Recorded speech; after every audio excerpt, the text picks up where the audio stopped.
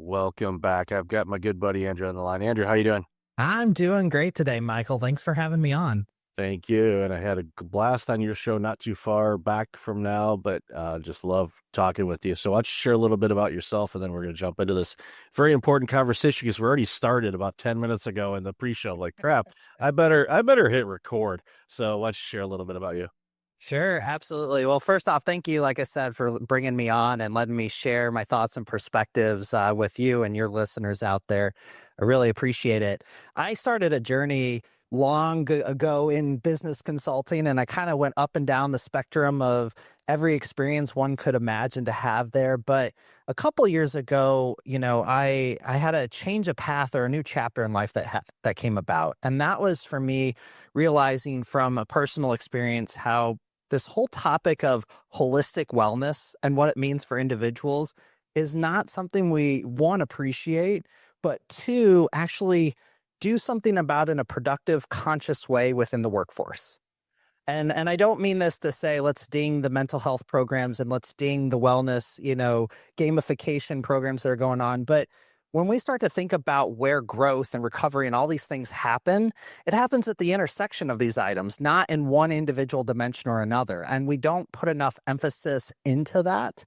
And as a result, we're not really seeing the changes that we're expecting from that investment.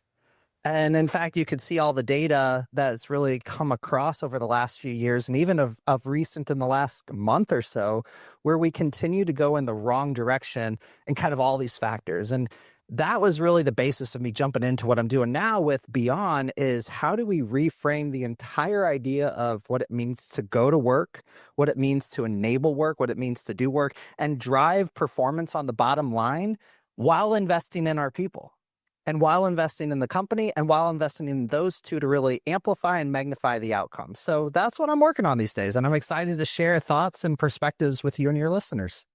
Yeah, we know that the way that we've been working isn't working. And even earlier this week, at the time of this recording, Gallup released their annual report, and the engagement numbers of employees continues to drop. It's, down to 21%. So that means 8 out of 10 of your employees are not engaged in work. And then if you dig deeper into the report, about 20% of that 80% that aren't engaged are toxic, which means they are poisoning the workplace. They are going around telling how bad the CEO is and how bad management is and all of that. And that over time tends to wear on people. And of course, it just reduces productivity. It makes people really, hate Monday more than they should. It's just a horrible existence. And you've seen it. I've seen it. There are a lot of organizations out there that don't have that problem. And that's you look at it and go, okay, well, what are they doing differently? And we see time and time again, while there's some variances, but for the most part, all those pieces that you mentioned, they do them in unison with each other, not in these siloed. Well, it's time to do the team engagement week. Okay, well, what day are we having the pizza lunch? And I tell organizations, quit trying to buy off your people with a dollar slice of pizza, please. And employees, quit being bought by that. Tell them to take the pizza and, well, no, actually don't do that. I don't want you getting fired and coming after me. I'm sorry. Outside voice snuck out there. My bad. It's Friday. It happens. Not that Friday is exclusive to Fridays, but again, I see it. You see it.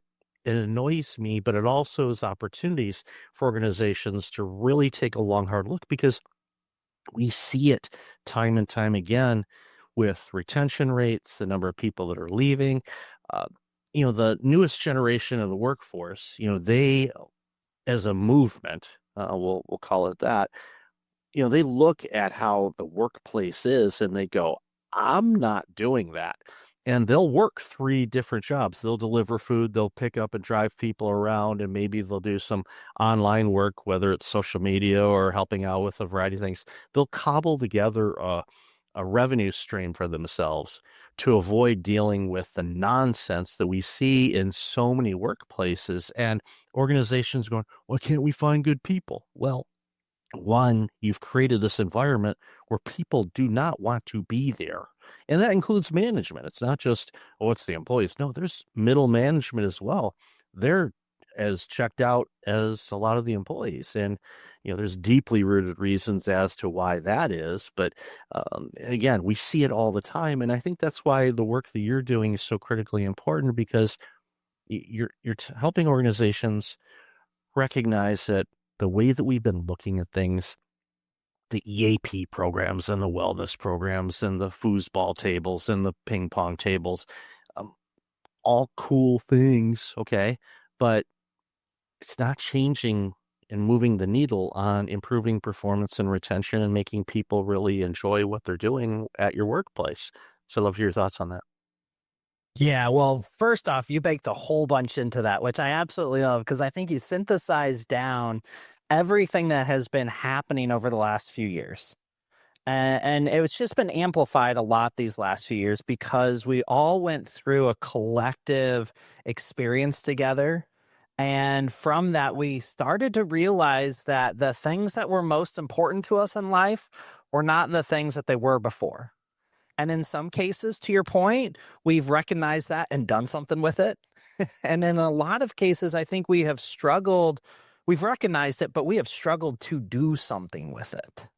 And part of that is based on a lot of inner focused items, like what are our beliefs as leaders, as managers, as individuals, how that translates or has evolved from that experience, but then translates into the work we do, the way we engage with our communities or our organizations, our friends, our family. Like all these dynamics have been changing all at the same time. And the thing that has also changed with all of it that I think creates some uniqueness to it is technology. And why I bring that up is, unlike before, and because of this realization that things can be more hyper-personalized, the question becomes, why are we not trying to hyper-personalize the experience at work? And I don't mean if you've got 1,000 employees, have 1,000 personalized plans for each individual.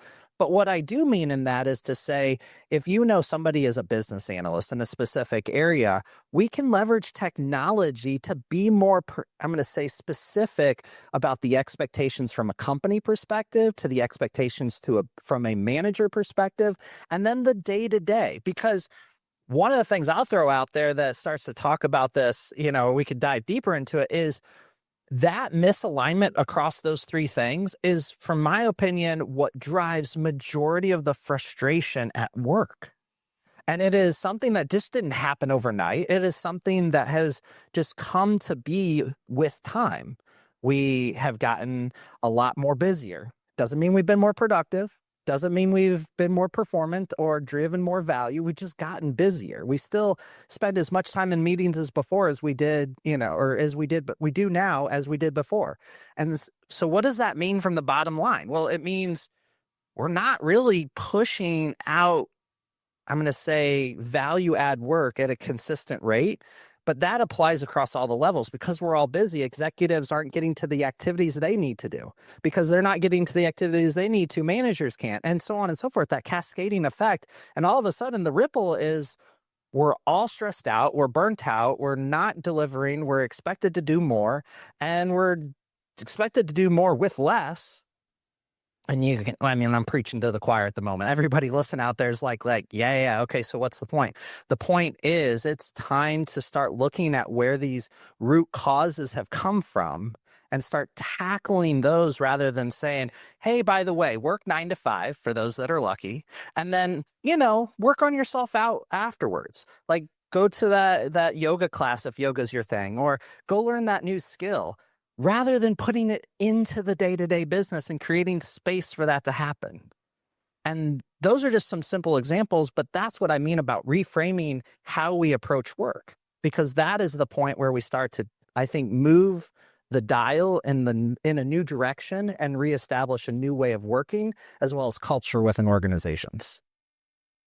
Yeah, it's spot on and definitely preaching to the choir. I'm like, yep, absolutely. I agree with it completely, because the organizations that do that tend to survive. And, I share this stat all the time on the show, that, of the online businesses, we'll pick on online businesses for a minute, that started in 2020, 52% of them are gone now.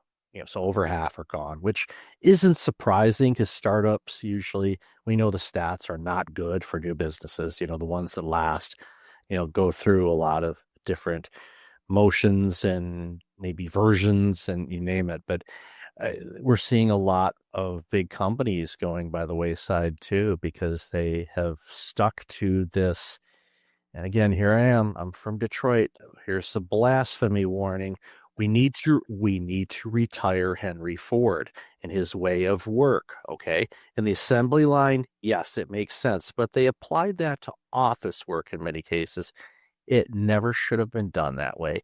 It's been stuck that way forever. We still have a lot of powers that be that insist on that. And the younger generations are going, this is bullshit. I'm not doing this. And it's going to change. It will. I'm confident of that because there's people like yourself out there that are bringing awareness to there's different approaches to this. And guess what? You can get your people to thrive and grow. You're investing in them. And just like you would, invest in maintenance for equipment or things. Oh yeah, we have preventative maintenance. Well, guess what? Helping your people, be a better version of themselves outside of work is doing that preventative maintenance as well. It's preventing them from potentially leaving. It's preventing them from burning out. It's giving them the energy to maybe kindle that fire for them to say, you know what, I want to learn more about this, or I want to learn, things so I can be a really good manager when the opportunity comes up. Because we all know this, but people get promoted into management. They don't have management skills. Very, very rarely do they have management skills. They're really good at what they did. That's why you promoted them. But they don't know how to manage people and projects and systems and all of that. And you throw these poor people into it and they say, okay, make it work. I don't know how. Well, yes, you can read all of John Maxwell's books. That wouldn't be a waste of time, but there's still a lot of input and effort it takes to do that. And organizations do a lousy job of preparing their people for the next level. And even just creating an environment where people can share their ideas and their insights, leaning on, pardon the pun there, but, using lean methodology as an example, you go to where the work's being done. That's where the information is. And too many managers and leaders don't. They just assume, well, from my vantage point, this is what I see. But if you go down in the trenches where the work's being done, you're going to see a lot more than you're not seeing from the C-suite. And there's some insights and opportunities there. But unless you're open to that and create an environment where that information flow freely, you're going to be disjointed. And we see it a lot. I know you see it too, especially when you're doing interviews with the team and the management and all that stuff. And you pull the reports all back and you look at it like, wow, if I didn't know better, I think there's 7 companies that are working here. They're all using the same company name, but there's different versions of this company from people's perspectives. Well, no wonder they're not getting anything done right, because people are going in 40 different directions. And using a shipping or a ship analogy, if you're trying to pull your boat in 7 different directions, that doesn't work. And we're seeing that, and organizations are struggling and people get disgruntled, they leave, or they're really disgruntled and they stay, and it just creates toxic environments. So I want to segue over to, the work that you're doing and your methodology and the tools that you use with organizations to kind of help them break through all of this and actually get to the point where they can create a very productive workplace, but also, focusing on, the wellness of, one of the most important things they have in a company is their people. Yeah, absolutely. I was thinking about it as we were talking. I was like, so everybody has probably agreed up to this point with everything you and I've been saying. And they're like, so then what do I do about it? And I love the fact that this is, for me, the most important thing about any leader. And I just want to hit on like one thing you said, and then I'll go into it because it helps, I think, frame the mindset of how we're approaching this stuff. Is, as a leader, the ability for you to take action at the level that your people are taking action on, I think, is such a critical element in your ability to lead. Now, that does not mean you step in and go do it. because that would be meaning you're not doing what you need to do so that they can do what they need to do. But the point being is that appreciation, that walking of that floor, that understanding the nuances that they're playing with is so fundamental to being able to step up that next level and do something with it. And I think to your example of like, individuals stepping into the manager role, that's a part of it. But then there's that transition point from manager to executive as well. And I think those are the three distinct points that I want to bring up as we talk about, like, let's make this practical. So for me, when we think about this, and the one of the toolkits we've put together is what we call our fit and growth model. And it is really all about being extremely intentional at those 3 points, or critical points, honestly, within an individual's career: joining a new company, maybe becoming a manager, and maybe becoming an executive, and being extremely intentional about what happens in the first 90 days in that role. Not the first 2 years, but the first 90 days. Because in that first 90 days, you're going to figure out whether they're in the right role for them, or they could be in the right role and you need to train them up in different ways, or they're not in the right role, or they're just not even in the right space of mind to be in this company. A lot of what happens today is we don't intentionally take that focus early on, and we we extend it out, and it's a year, 2 years down the road when we finally realize, oops, we made a mistake. And it's like this hindsight 2020 mentality. But I think we can bring that forward. And this model that I'm talking about is all about doing that by being intentional. Now, this isn't about saying, here's the aha moment of the 10 things you should be doing in that 90 days. What I'm going to tell you is you already know the 10 things that need to be done.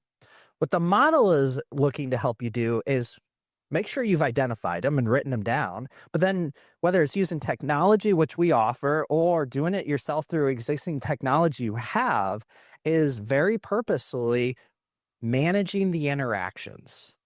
Not just the, hey, let's go through the Weebles and the onboarding and, get the training that we need to. And then congratulations, you know how you do your role, which we know is not the case. For managers, they don't even generally get that experience at all, if there was even one that existed.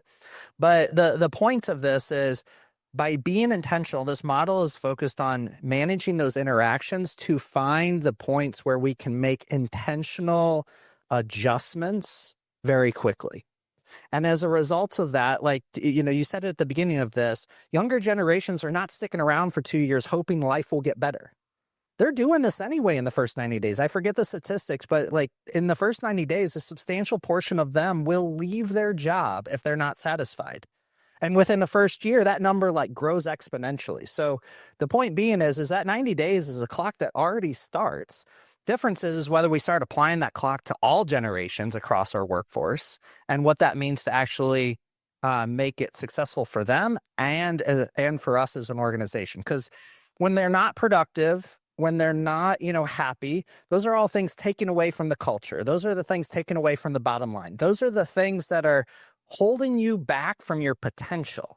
So that first 90 days is critical. And this model that we talk about is about being extremely intentional on that and what you do with it, how you engage. And the last thing I'll throw out there, because I'm sure you're probably like, okay, so let's dive deeper, is you're going to spend this time as a manager or as a mentor, as a coach to that individual, regardless of whether you do it in the first 90 days or the first 2 years.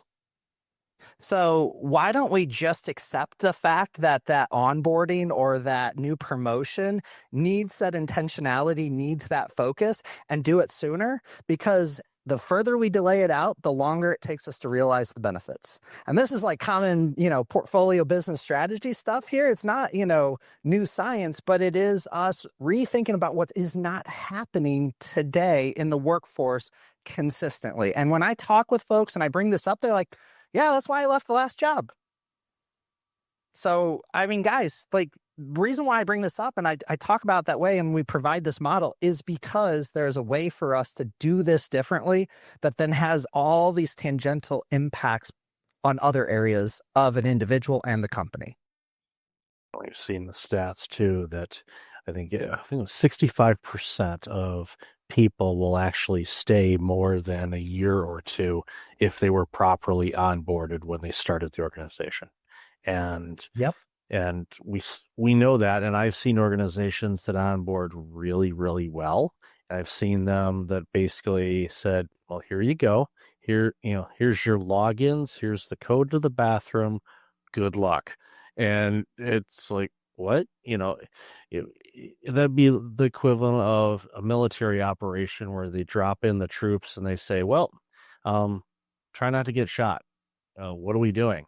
You'll figure out as we go along. No, I mean, yeah, things change in a military situation, but when they get there, they're trained to the best of their ability. They're also prepared on whatever that mission happens to be. Can it go sideways and completely change? Of course, but they're also prepared and trained for that as well.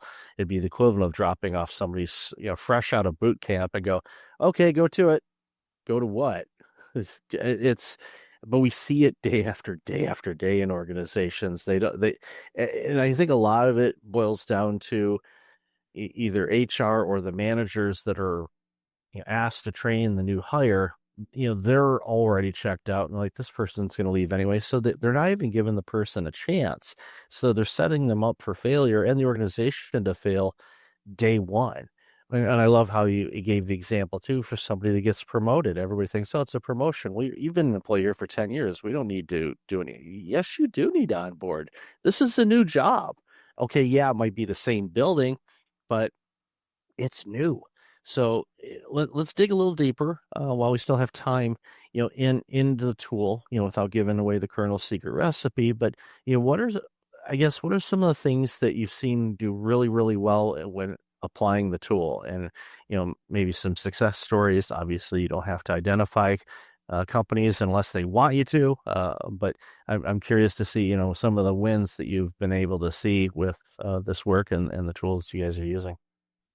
Yeah, absolutely. So, one thing I'm going to kind of bring to light here with this, and I love your analogy to the military, and I want to extend it a little bit here because I think there is one thing, and I don't come from a military background, but just in an appreciation for what those folks do, is there's one thing also that is sometimes missed in there is everybody understands their position, and that can be in a physical sense, but also in like an organizational sense of the system that has been built for them, whether it's on the ground or within the apparatus, as to how they move as others move.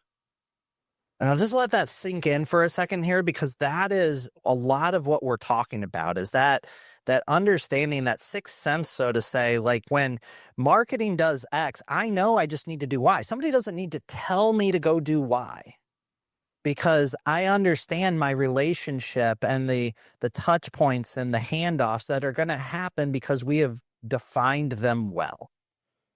So the reason why I bring that up is this is what the model and the secret sauce is a little bit about here, is in being a lot more transparent about what that movement looks like in relation to everybody else. And I'll be honest, that's hard. That is actually meaning you've sat down and said, for Joe or for Sam or for Sue or whoever it is, that you're not just a business analyst that I'm dropping into a team that needs additional capacity. You're a business analyst who's being brought into a team because, yes, there is a capacity gap that we need to fill up on, but also because your expertise in X, Y, Z, and Z will help us drive in this direction. And you can lean on Joe and Sue and Sam and all the other, Andrew and Michael, all the other folks in your team to do that more effectively. That is the secret sauce. When you can give that individual that level of clarity in their role, in their responsibilities, and tie it to the bottom line. And the thing is the thing we've been talking about for years now is we need to be able to tie everything an individual does to the strategy of an organization. Okay, that's great and all, but their mission in life as an organization isn't necessarily directly applicable to me, but my purpose in life is tangentially relatable to what they're trying to do. And so the understanding and the success in the organization is at the inflection points of those two. And if we don't understand what that inflection point is for an individual, becomes extremely hard for us to be successful. So some examples here, this is one I appreciate, and this is where I've kind of learned and cultivated this experience over time is, through my experiences, I've been put into a lot of, I'm going to say, dropped in at the last minute to fix things or to deliver things at high rates of speed where it's like, yep, we can't fail, but we're not really sure how we're going to succeed. And the answer is actually sitting right in front of everybody, whether it's a 150 person team or 400 people organization, it's already there. It's the people. And as a consultant coming into those experiences, some of them have been digital deployments, some of them have been M&A work. Dropping into that first, everybody's apprehensive. They're like, who's this new guy? And the first thing I tend to have is a conversation around is, how am I going to build trust with you? Because I need you to do what you already know how to do. And as a leader in this, I need to enable you to do that 10 times better because we only have so much time to get everything done. And I need to make sure I don't burn you out and all these things that we're talking about. So what that begins with is an understanding and a level of clarity to roles and responsibilities. So when I move in a direction, or I know when you move in a direction, I'm not surprised because we've set those guardrails both as a leadership team, as a management team, and as a team as a whole, so that we can move intentionally with each other without having to set up another meeting and make, 10 decisions before we can actually execute. That is where the magic is. It is in those relationships. It is in that communication. It is in that transparency. And it is in that building of trust that makes it happen. Yeah, trust is such a huge component. And as you're talking, I was thinking back to not only the military side of things, but, also, when you go to a parade or you see a band performing and they're walking in step and in unison, everybody knows they're all playing different instruments, but they know, okay, I do this and I do this, or an orchestra knows, okay, this is where I come in. This is how this flows with this. And when it's done well, as a consumer of either watching a parade or listening to an orchestra perform, we're hearing the notes and we don't necessarily appreciate the art of all of the coordination of, moving in sync when they're supposed to move. Because when it isn't right, it's going to sound like a third grade band the second week in September. It's not good. And having, 3 kids, they're all adults now, but sitting through some of those performances at the annual school events and things like that. Yeah. You never realize how much your drums can bleed. But we're going to leave it with that. So Andrew, where can people find out more about you and all this amazing work you're doing? Yeah, absolutely. Well, I have one word for you on that one. It is beautiful. When you see it happening, it is beautiful. And it doesn't mean people aren't stressed out or anything like that. Like they're trying to do their part so they don't mess anybody else up, but it's just beautiful. And all of the mistakes that may or may not happen don't change the outcome. So sorry. As you're talking about, it's like, it's totally relatable to what we're talking about here. And so if folks want to find out more about what we're doing here, they can catch us on social media. We do a lot with Instagram and with LinkedIn, but you can go to our website, beyondplatform.com. The whole intentionality of that is to be on. So this idea of intentionality is just pervasive through our brand as well as what we want to do with you. And like I said, this comes down to us helping you create those frameworks or provide you with those frameworks to help you bring the answers that you already have within your organization to life. It's just thinking about it differently because sometimes we need that little bit of a kick. Absolutely. And I'll definitely have that in show notes. So Andrew, thank you again for your time. Always love talking with you and the work that you're doing. It's critically important for the wellness of our organizations and our people. So thanks again for being on the show. Thank you, Michael. Take care.